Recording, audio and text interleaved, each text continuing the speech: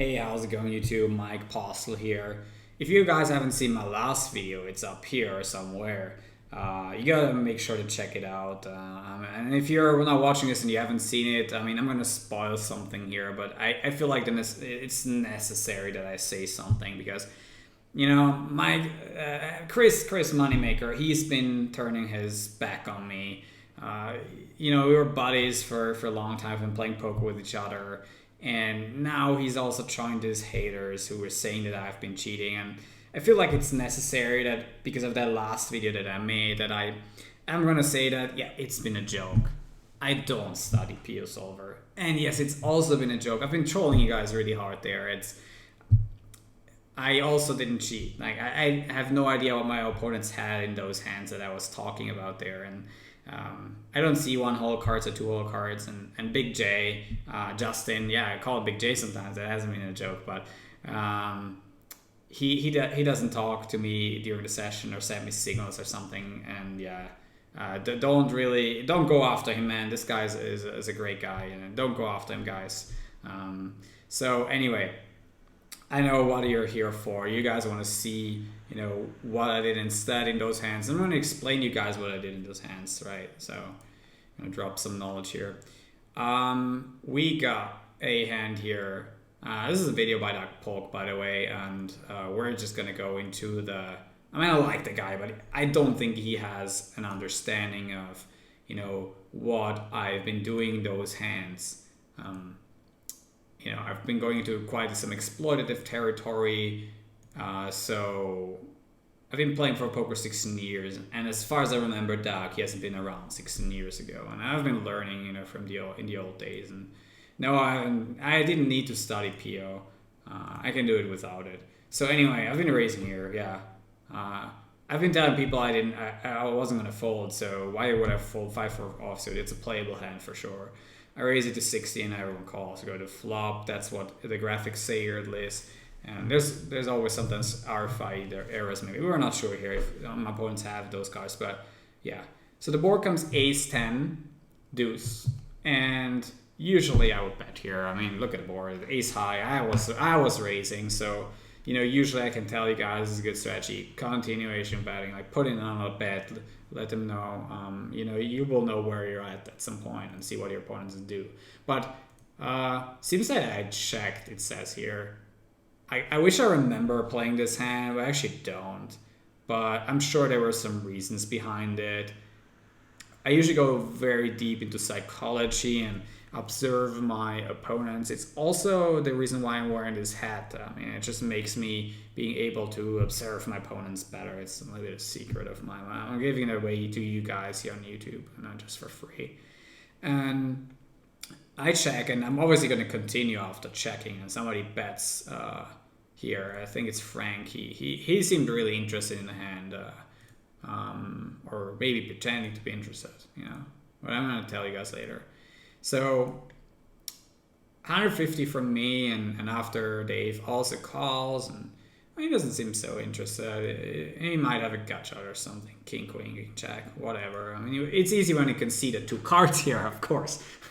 But I didn't know that at that point. So I continue. Turns to 10, which is a great card to be leading here. I have to tell you that, guys. If the middle card pairs, the guy who usually bets on the flop, he does usually have an ace or a draw.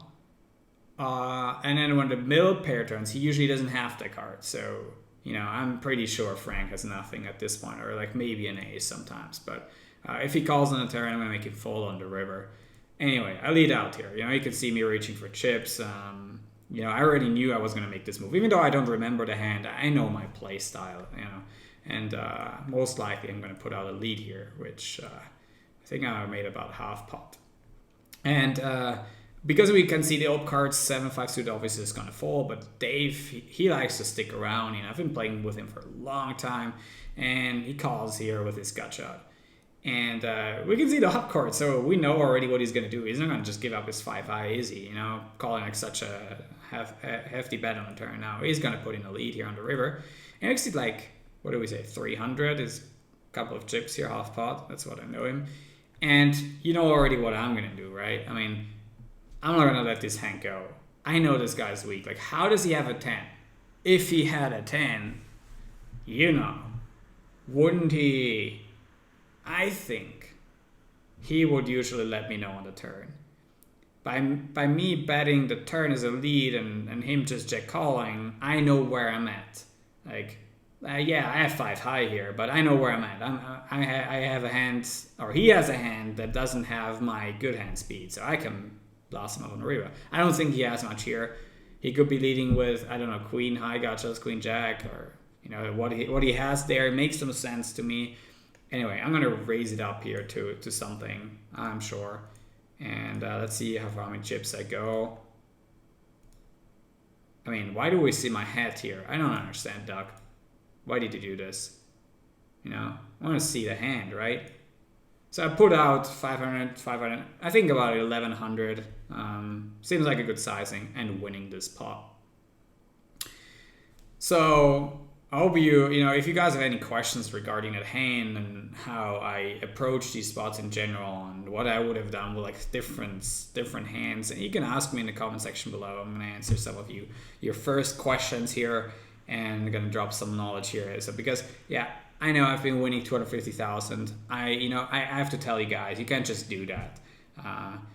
You can't just win 250K in 1.5 years of playing 270 hours. That's like, you really have to reach a level of poker where you have to exploit your opponents. You have to know them in and out. You have to go into psychology, into batting pattern, everything that I mentioned already here. It's, if you don't do that, you can't win at this rate. So, but if you're listening to these videos and you incorporate some of these things into your game, then you can win for sure, especially if you play at Stones Live.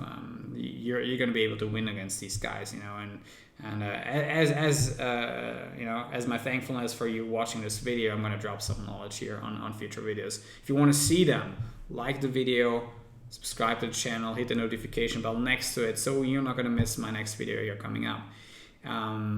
What I want to say as a last thing is here, there's more to life than just poker.